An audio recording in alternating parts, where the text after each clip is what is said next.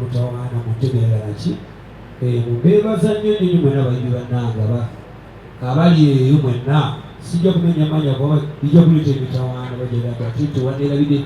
naye generation yange ne generation eyansookawo ne generation eyaddawo n'eziriddawo mwenna nga tuli mu fraternity ya music beebaza nnyo bakyalira tutambula mu ndongo ki emu neebaza mwena babuloga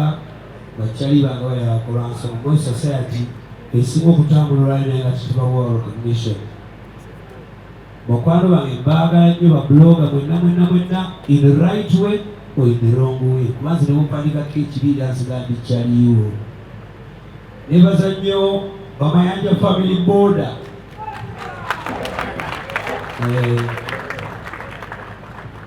byayogeddwa bingi nebalaga wa boda nebalaga biri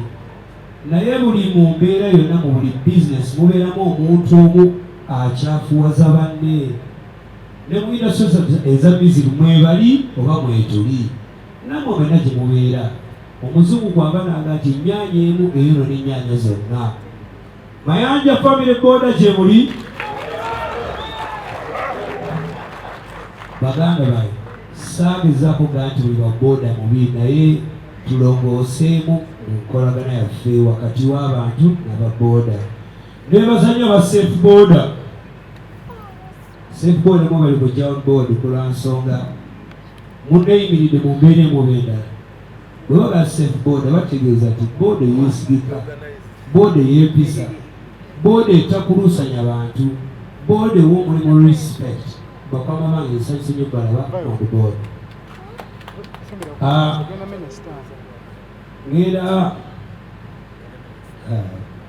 kyalo limerabire nenalyagadde mu respect omukyalo yakola ku bintu by'ababebi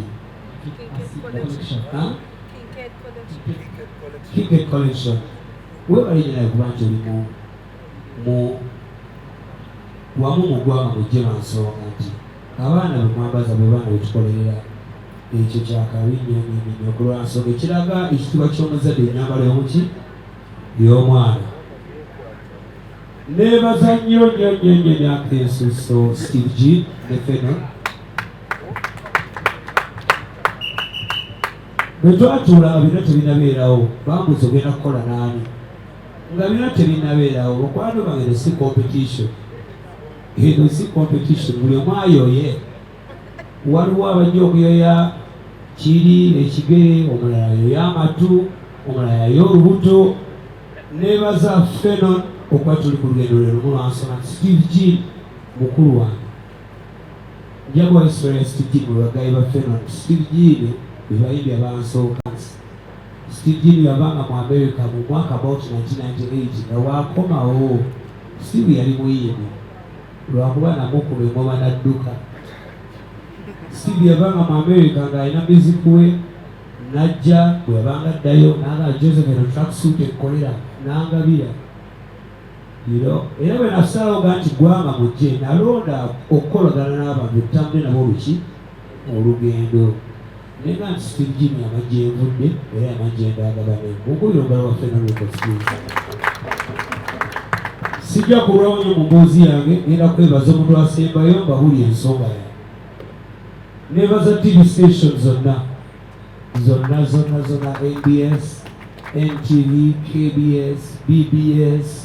zonna manya ensonga malayo mwebali nnyo kutuusa bubaka bulungi bw'ennyimba eri abantu obe tuyimba mwebali nnyo mwebali ddala sembayo mwebaza Mr. Joseph Mayanja nze kenyika mwakoogera ojja kumbuuza lwaki emboozi empanvu kukoba ekuwulya bempiseemu okusigala nga nze Joseph Mayanja abamu babi abamu baakita nebaza omwoyo gwange Katonda bwe yampa okuba nti ndi musajja muvumu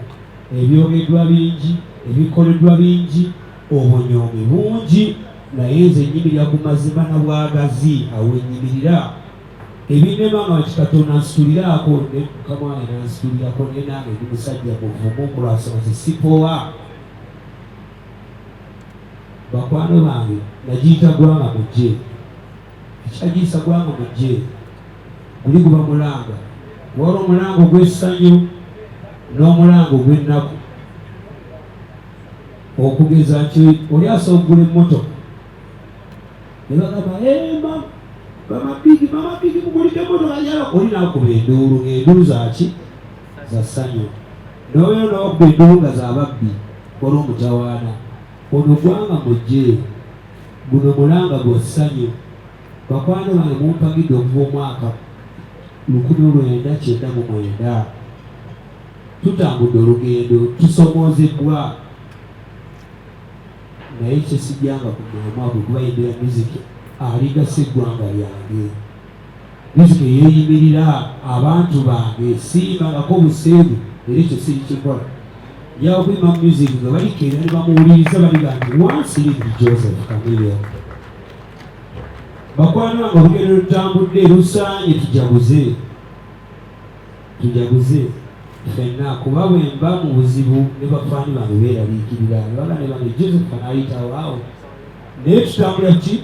sipiidi emu bwe bizza mu ntegeerera naliga nti enebika census kuno kulinga kubala buwagizi bwange bwe natandika okuyima mu 1999 maybe bwe nali nyimbira oba nali nfumbira ekyokulya mwali miliyoni emu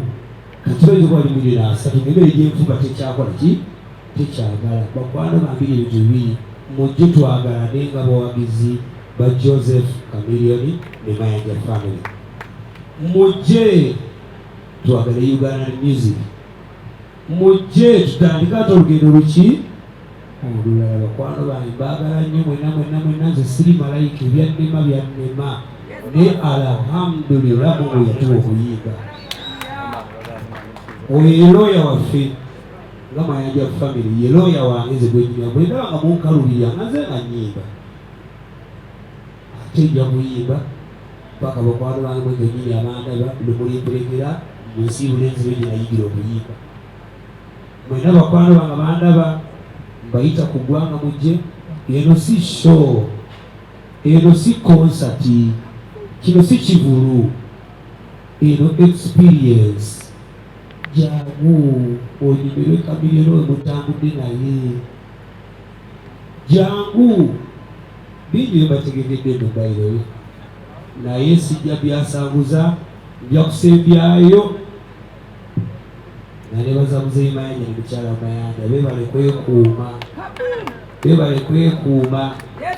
beekuumye ne bakuumiramu abaana baabwe ne bakuumiramu naye nga ekisinga obulungi kyonna nti Mukama kyatulonde obusobozi n'amaanyi teri muntu agenda kendeza maanyi gange kulwansonga nazaalibwa bwentyo nazaalibwa ndi muyimbi nazaalibwa nina obubaka Katonda bwe yampa ntuuse mu ggwanga n'abantu olwo olugendo genda tutambula mu buvumu mwenna mbayise Ggwanga Mujje mbajjukiza nti obudde buggwa ku bayimbi nange mumpeddeko emirundi mingi bakwano nga bandaba twakyusizaamu omulyango gigulawo ssaawa 3 Joseph Chameleon agera kutuuka ku stage ku ssaawa 2 zennyini essaawa 4 zitumala okutuuka mu ssaawa 6 nga tunyumidde ekikola ki ekigwanidde si ekimala ennyimba nanga 5 ekimala mwenna bakwano bange bayise mu Ggwanga Mujje eno konsati gidediketingira eggwanga lyange tubeere bantu balungi tweyagale tukuume eddembe for peace love and unity si mukweyawula olw'okuba oli ali mu political version eno simanyi oli munyankole simanyi ono muganda eno concert ya peace love and unity ye dedication yange I dedicate my concert for peace love and unity for Uganda bakama bange neje Ggwanga Mujje tuyanzede akalulu akamanya ka Dr. Joseph Chameleon